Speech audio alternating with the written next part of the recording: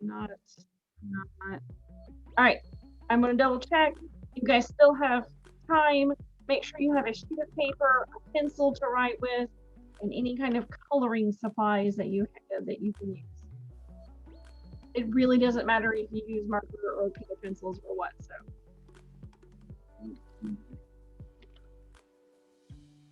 and, oh,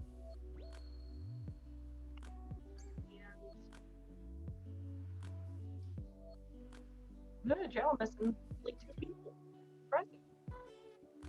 All right. You will want your camera on at some point today because if you do your work in here with me, you won't have to do it for homework.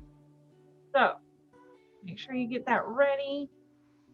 I'm going to give us like half a minute. That's really cool. Keep going with it. Very nice, Zara. A bit intimidating to look over at your screen and see a giant finger where you should be, but that's okay. Or a cheetah. All right, and that's it. That's 5 minutes after. Wonderful. So we're going to go ahead and get started. Let me turn my music off. And again, you need to have a pencil, paper, and it really will help if you have a loose sheet of paper. If it's in your sketchbook, you're probably going to end up having to take it out. And then something to color with. So let's look at what we are doing. Why did that window open? That's not what I wanted. This one is. All right, so gosh, 2 weeks ago, we started looking at our fall units, and that's going to be emotions and art. And we talked about how people have shown emotions in art in the past. And we started looking at one artist in particular named Romero Brito. We started looking at his types of art, the colors that he uses. And last week, you practiced how to draw a person in his style. This week, we're going to look at how to work with his patterns and his colors. So let's take a look. This is the wrong slide. I don't know how I ended up opening the wrong slideshow. Do I have two slideshows open? That's weird.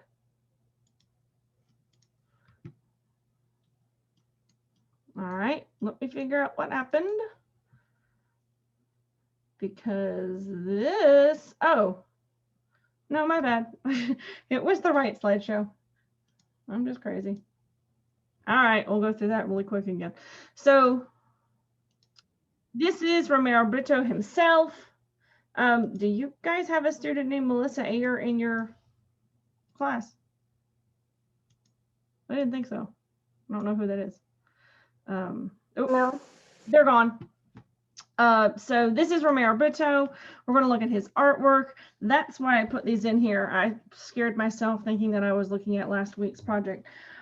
Because this time I want you to look, just make a note of some of the patterns that you see. So here's the first two pictures to look at. Here's some more of his pictures with patterns.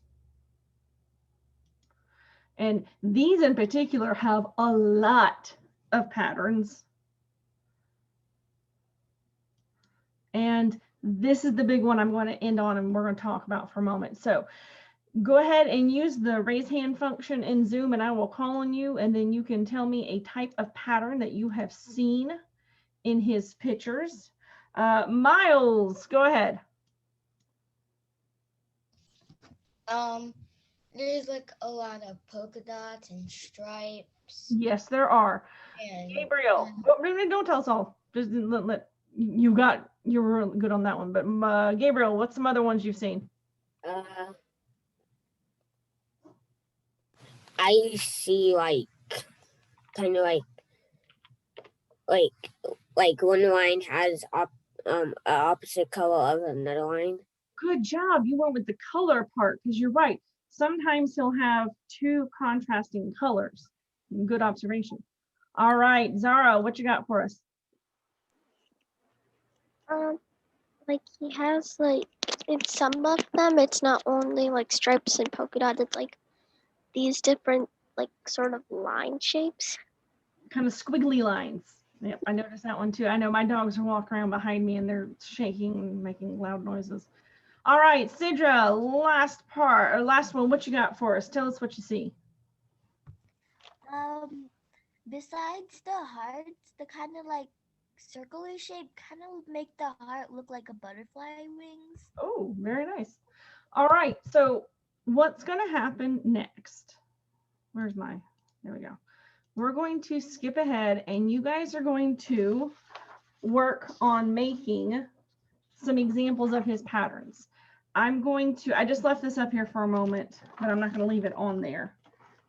I'm going to pull up my document camera and we're going to take that loose sheet of paper that you have and we're going to make it into what you're going to be working on today. So I need to do a new share from this camera. Give me a thumbs up if you can see my hand sitting on top of a piece of paper. All right, Gabriel, Miles, Layla, Cassidy, everybody, they've given me a thumbs up. So I'm going to guess everybody can see it, and that's great. So the first thing that you're going to do with this piece of paper, fold it in half like it is a book. Ta-da! Then you're going to fold it in half one more time. And then we're going to fold it down and in half. So how many boxes will there be when you open it back up? You can just unmute and tell me. 8. Should be 8. Ta-da! So I have, ooh, it's really hard to see. That might be better, might not be. So you can see that I have 8 boxes in here. I know it's really bright, I'm sorry, but you guys can tell that there are 8 boxes in here. Guess what? In the next 20 minutes, you have to do 4 of them. If you do this for homework, you got to do all 8. That's the price of being in here with me. So I'm going to just fold the top one and I'm going to work on 1 box at a time. These don't have to be, and I would wait. Also, please don't start just yet. I'll give you time. Is that better? That's a little bit better. Maybe that's better. So 1 box. This is something we said, and I don't want to write on my table. Well, I guess I'll. So I'm just going to do 1, 2.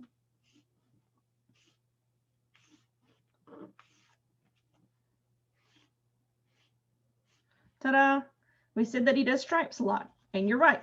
So the next thing I'm going to pull over into this one, I'm going to do a different thing. Don't put the same patterns next to each other. That just looks kind of boring. So here's another one that I've noticed that he does.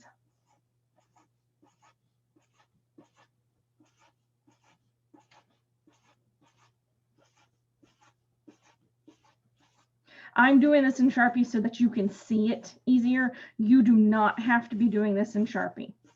I've just noticed in the past that my pencil does not show up very easy or doesn't show up very well. All right, so I've already done 2 boxes. I only have 2 boxes left. Someone else told me that they noticed he does these little squigglies. So I can do little squiggly lines, but I'm not doing them like all over and connected. I'm doing little parts. In fact, some of them kind of look like the number 2. But there's something else he would do with it. He would also add like little dots and ta-da, fairly easy. I would like to repeat, you should not be doing this right now. I'm trying to do this quickly so you have plenty of time, but please do not try and keep up with me as I do these. You will have 20 minutes to do this on your own. And then just for my last one, let's see, we've done stripes, we've done circles, we've done little squigglies. Where's my example? There we go. So I'm going to show you something, what I mean by if you do the same thing. So I'm going to do stripes again, but this time they're going to go a different direction.